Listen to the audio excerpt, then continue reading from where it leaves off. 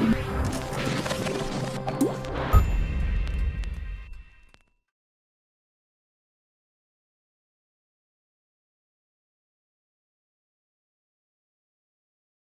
je vais vous faire aujourd'hui un retour d'expérience sur la mise en place d'une nouvelle unité d'enseignement qu'on a eu à mettre en place cette année, qui est donc une unité d'enseignement portant sur l'initiation à la recherche. Donc, d'où vient cette nouvelle unité d'enseignement? Il s'agit en fait d'une unité d'enseignement qui a été créée lors du remaniement du programme en fait, des études médicales en 2013. Donc, cette unité d'enseignement a pour objectif donc, de former les étudiants médecins au processus de la recherche. Donc, c'est-à-dire comprendre comment s'élabore une question scientifique, apprendre à mener effectivement une recherche documentaire pour préparer en fait, la conduite de cette recherche, développer une analyse critique des données existantes pour savoir où il faut aller, comprendre comment s'élabore une hypothèse de travail, comprendre les processus expérimentaux à mettre en place pour démontrer ou invalider cette hypothèse, savoir analyser les résultats, les discuter et être capable de restituer, de présenter les résultats de ces recherches donc à la communauté scientifique et médicale. Donc il était stipulé que la préparation donc, à cette lecture critique d'articles nécessitait de faire travailler les gens en petits groupes tutorés avec éventuellement des présentations orales et des discussions interactives entre les étudiants et les enseignants. Donc le volume horaire en fait, pour pouvoir assurer cette mission d'enseignement était d'une 30aine d'heures, ce qui était quand même déséquilibré par rapport au cursus classique pour former un chercheur qui est de 5 ans, M1, M2 et doctorat. Donc on a eu en fait, à l'esprit de surtout initier en fait, les étudiants médecins à ce que pouvait être le travail d'un chercheur, et notamment dans le cadre de la conception d'une hypothèse de recherche et du travail méthodologique à déployer derrière pour pouvoir effectivement la démontrer. Donc nous sommes partis sur une mise en situation. Alors comment avons-nous procédé? D'une part, nous avons d'abord créé du matériel afin de pouvoir faire travailler les étudiants dans un environnement cadré. Donc nous avons d'abord isolé 2 thématiques. Il faut savoir qu'en médecine à Lyon-Est, les enseignements sont divisés sur 2 groupes, puisque la promotion en entier, ça représente à peu près 350 personnes. Donc on travaille sur des demi-promos. Donc on a voulu trouver une thématique en fait, par demi-promotion. Donc la première thématique, les 2 thématiques en fait, ont été choisies de façon à ce que les étudiants se retrouvent rapidement en position d'expert, de façon à être fonctionnels sur le fait de construire une hypothèse de recherche sur leur quotidien, en fait, sur ce qu'ils vivaient. On a eu quand même un débat concernant le fait de soit les faire travailler sur une hypothèse ou un travail scientifique donné, avec en leur machin de travail concernant toute la bibliographie à faire et à mener afin d'isoler une question de recherche pertinente. Mais étant donné qu'on était pris par le temps, on est quand même parti sur des thématiques qui étaient des thématiques pédagogiques, notamment pour ce fait qui est que les étudiants étaient déjà impliqués, au courant et experts en fait, de leurs enseignements et de ce qu'ils vivaient au quotidien. Donc 2 choses ont été retenues. D'une part, la première thématique sur laquelle on les a fait travailler, c'était l'apprentissage de la médecine dans le stage des cadres hospitaliers. Il faut savoir que les étudiants médecins sont à la fois à l'hôpital et à la fois à la fac, souvent à mi-temps. Donc ça, je vous expliquerai après, ça a donné lieu justement à un des projets, puisque entre Lyon-Sud et Lyon-Est, le temps n'est pas découpé de la même façon, puisque à Lyon-Est, les étudiants sont le matin à l'hôpital, l'après-midi en cours, et à Lyon-Sud, c'est différent, puisque ça se passe par semaine. Pendant une semaine entière, ils sont à l'hôpital, et pendant une semaine entière, ils sont en cours. Alors ce changement de rythme est perçu par certains étudiants comme étant peut-être pas forcément optimal. Donc ça a donné lieu à un certain nombre de projets de recherche portant sur l'impact en fait, de ce changement de rythme sur les performances en, fait, en termes d'apprentissage. La deuxième thématique de recherche qui a été explorée était une thématique autour d'un événement qui est très important dans la vie de l'étudiant en médecine, qui est l'ECN. Donc l'ECN, c'est un concours classant national qui va permettre aux étudiants médecins de choisir la spécialité dans laquelle ils vont exercer. Donc ça devient central dans les études médicales pour un certain nombre d'étudiants, puisque ça va conditionner leur carrière future. Donc on a voulu les faire réfléchir sur les facteurs de réussite ou d'échec aux examens classants nationaux. Et donc on leur a demandé de faire des projets de recherche autour de cette thématique-là. Donc nous avons auparavant créé plusieurs supports afin d'aider les étudiants à construire ce projet de recherche, notamment un modèle de synopsis. C'est un document Word de 4 pages avec différents objectifs à développer afin que ceux-ci après soient guidés dans la conception du projet de recherche. Donc nous avons établi ce document au préalable. Un modèle de jeu de diapositives qu'il devait également remplir et construire et nous rendre en même temps que ce synopsis qui servait finalement à la notation, afin de préparer une éventuelle présentation orale, puisque nous avions à l'idée de choisir parmi la trentaine de projets rendus par demi-promotion, 5 à 6 projets qui étaient présentés à l'oral par les groupes qui les avaient faits à l'ensemble de la demi-promotion. Donc voilà, c'était une façon de mettre en place une restitution du travail, et c'est pour ça qu'on leur a demandé au cours du rendu de préparer justement ces diapositives afin de pouvoir gagner du temps. Et enfin, nous avons fait une grille de correction pour que l'ensemble des professeurs qui soient impliqués en fait, dans cet enseignement corrigent de façon standardisée les différents synopsis qui allaient nous être envoyés par les groupes d'étudiants. Alors comment nous avons organisé les choses en pratique? Cet enseignement s'est déroulé en 3 temps. Le premier temps, ça a été le premier OD. Donc c'était vraiment là où on les a mis en face de la question de recherche et on leur a demandé de travailler sur l'hypothèse de recherche que ceux-ci voulaient démontrer et de la façon dont ils allaient le faire. Donc cet ED a duré 3 heures, on l'a découpé de la façon suivante. Les 10 premières minutes ont été dédiées à la constitution des groupes. Donc nous avons constitué des groupes par affinité, c'est-à-dire que c'était souvent des gens qui se connaissaient, qui ont constitué des groupes d'amis pour pouvoir réfléchir sur la question. Après, donc, pendant 1 heure, on les a fait réfléchir sur l'hypothèse de recherche avec des outils qu'on leur avait appris préalablement en cours, et notamment un outil qu'on appelle le PICO, qui aide à raisonner en fait, et à découper une question de recherche en items particuliers et spécifiques. Une 15 minutes de pause entre les deux. Et par la suite, dans le D, il y avait 60 minutes qui étaient consacrées au fait de déployer une méthodologie adaptée à la question de recherche, à l'hypothèse de recherche qui avait été isolée pendant la première partie de l'ED. À la fin de cet ED, normalement, ils avaient un prototype en fait, de synopsis. Du moins, ils avaient déjà pas mal avancé sur le synopsis de 4 pages qu'ils devaient rendre. Et on leur a demandé en 15 jours de finir en fait, ce travail et de nous l'envoyer sur une boîte mail qui avait été spécifiquement créée pour l'occasion. Alors, à mi-chemin du rendu, nous avions remis une séance particulière de mid-vie experte. En fait, en gros, c'était une permanence qui était organisée par 2 enseignants dans un amphithéâtre où les étudiants qui étaient en difficulté ou qui avaient des obstacles ou des questions à lever pouvaient venir dans l'amphi nous poser ces questions. Donc ça nous permettait aussi de suivre et puis de les guider encore un petit peu jusqu'à ce que le projet soit rendu. Donc le projet était rendu 15 jours après le premier ED. Nous avions 15 jours après pour nous corriger les différents projets et choisir les projets qui allaient être présentés à l'oral par les groupes d'étudiants en fait, qui les avaient conçus. Donc ça, c'était une séance de restitution qui était organisée à distance sous la forme d'un ED.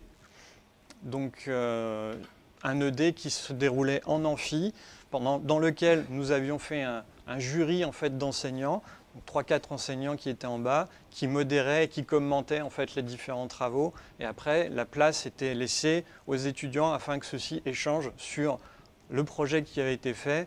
Et puis, donc, nous demandions à la fin de cette ED de voter en fait, pour le projet qui semblait le plus intéressant, parce que nous avions également à l'idée de réaliser ces projets dans l'année qui suivait. Donc, sur différents critères. La sélection portait effectivement sur différents critères, notamment la faisabilité des projets.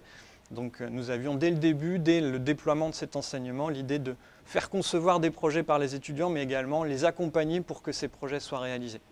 Donc nous avons demandé aux étudiants quel serait le projet que vous verriez, vous, qui vous plairait le plus, afin que nous partions également avec cette idée pour pouvoir satisfaire tout le monde. Alors, quelles ont été les ressources déployées en fait, pour faire ces ED, enfin faire cet enseignement. Donc l'ED obligatoire de 3 heures. Donc nous avons réservé 3 amphis à chaque fois avec dans chaque amphi un binôme d'enseignants de LCA qui tournaient entre les groupes, qui aidaient les groupes à isoler certains points, réfléchir sur certains points précis et cadrer un petit peu les débats qui quelquefois étaient assez vifs entre les étudiants. Donc c'était intéressant parce qu'il y avait beaucoup d'échanges aussi entre eux.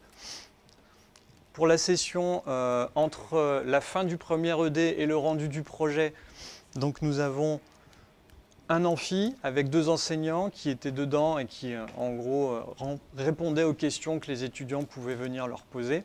Alors, on s'est rendu compte dans la pratique que les étudiants utilisaient cette deuxième séance pour venir se réunir et travailler sur leur projet et en autonomie, en fait. Et que ça leur faisait, dans leur emploi du temps, un temps réservé, en fait, pour retravailler sur ce projet. Et enfin, le dernier ED, donc de 3 heures également, donc un grand amphi, donc de 400 places, dans lequel nous avions mis un jury de 4 ou 5 enseignants qui commentaient et qui modéraient un peu la session. Donc on était vraiment sur un mode un peu congrès où les gens échangeaient vis-à-vis des différents projets. Quels ont été les projets retenus? Je vous ai donc présenté là les heureux gagnants, on va dire. Pour la question, quels sont les facteurs de risque liés à la réussite aux ECN? Le projet qui a été sponsorisé par les étudiants a été un projet concernant l'influence des rythmes de stage sur le classement à l'ECN. Comme je vous ai expliqué, entre Lyon Sud et Lyon Est, il y a une différence dans le découpage en fait, de l'emploi du temps des étudiants. Et les étudiants eux-mêmes voulaient savoir dans quelle mesure ça impactait tout simplement la réussite à ce concours. Donc comment améliorer l'apprentissage de la médecine dans le cadre des stages hospitaliers? Donc ça a été l'impact d'un relais de transmission entre les externes sur l'apprentissage en stage. L'idée étant que prendre l'externe qui est, je dirais, en stage et organiser en fait un croisement entre l'externe qui s'en va et l'externe qui arrive permet déjà d'améliorer le stage en donnant des tuyaux quant au fait de la façon de faire, de la logistique en fait, du service, savoir comment le service fonctionne, etc. Donc le fait d'organiser ce relais entre les externes permet déjà d'améliorer la qualité du stage et de laisser plus de place à l'apprentissage de la médecine et pas au fait de trouver des repères, où se trouve la photocopieuse, comment on l'utilise, tout ça. Alors cet enseignement était plutôt bien perçu. Donc le premier groupe, effectivement, on a rendu la séance de restitution obligatoire, donc on avait 110 étudiants qui ont voté. Donc on a plus de 70% des gens en fait, qui ont été satisfaits de cet enseignement et qui recommandent en fait, la poursuite de cet enseignement l'année d'après. Donc ce qui est plutôt un bon résultat. Et pour la séance d'après, qui elle n'était pas obligatoire, on est passé à 51 étudiants. Donc en fait, seuls les étudiants qui venaient présenter leur projet à l'oral étaient plus ou moins présents dans la salle. Mais globalement, on retrouve les mêmes résultats, c'est-à-dire un taux de satisfaction des étudiants qui est assez élevé, autour de 70%, et une majorité des étudiants qui souhaiteraient ou qui aimeraient voir cet enseignement reconduit pour les promos suivantes. Alors les avantages, donc on a une immersion dans le processus de recherche, on a mis vraiment les étudiants à la place du chercheur afin d'isoler une question de recherche et de déployer une méthodologie pour y répondre.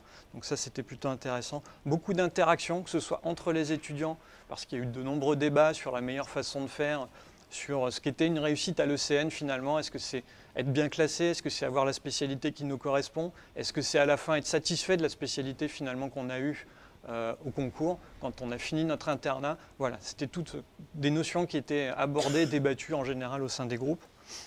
D'autre part, il y a eu une petite préparation à la communication orale de par l'exercice de restitution en fait, des projets par les groupes qui ont été sélectionnés. Nous avons mis en place un format appel à projet à peu près réaliste avec des dates butoirs de rendu de projets, des guidelines qui ont été donnés pour remplir en fait, et créer en fait, le document sur lequel le projet était rédigé. Et nous avons donc mis en place un travail qui était centré sur l'autonomie et le travail en groupe pour chacun des... Enfin, en tout cas, concernant les études médicales, c'est quelque chose qui n'est pas si fréquent que ça et qui est amené, j'espère, à se développer de plus en plus. Et donc, on s'est rendu compte que ça plaisait beaucoup aux étudiants. Alors, les limites, on n'a pas intégré de sciences fondamentales. Et ça, c'est un peu un regret, puisque en fait, l'équipe de LCA s'occupe également des enseignements de recherche clinique. Donc du coup, nous, on est parti sur de la recherche clinique. Maintenant, ce serait intéressant aussi d'y ajouter de la recherche plus fondamentale. Alors, on se posait la question d'intégrer notamment des conférences de scientifiques qui font plus de la recherche fondamentale, que eux viennent nous expliquer ou expliquer aux étudiants en médecine ce que ces chercheurs font au quotidien, faire une restitution de leurs travaux, enfin, vraiment faire un retour d'expérience de la part des chercheurs fondamentaux qui sont dans la recherche fondamentale vis-à-vis des promotions. D'autre part, on nous a reproché que ça ne collait pas à l'ECN. Donc ça, après, nous, on pense que ça colle à l'ECN, au programme de l'ECN, c'est-à-dire ce concours national. Donc nous, on trouve que c'est en lien avec la LCA et savoir comment générer un travail de recherche nous permet de mieux le critiquer. Donc finalement, on est quand même dans les clous. D'autre part, il y a une certaine peur de l'oral de la part de certains étudiants qui ne voulaient pas passer à l'oral. Donc ils ont fait de sorte à essayer de viser la moyenne et pas plus pour éviter d'être sélectionnés pour passer à l'oral. Donc là, il va y avoir une parade peut-être à trouver autour de ça. Et pourquoi pas l'instauration 2D de communication scientifique, où on filme les étudiants, on leur apprend justement à être à l'aise à l'oral et à faire de sorte à mieux communiquer les résultats, chose sur laquelle ils ne sont pas forcément formés de façon importante. Ensuite, on a eu aussi, vu qu'on a laissé des thématiques libres, c'est-à-dire qu'on avait une thématique proposée, mais ils étaient libres de choisir d'autres thématiques à explorer au niveau de leurs travaux de recherche.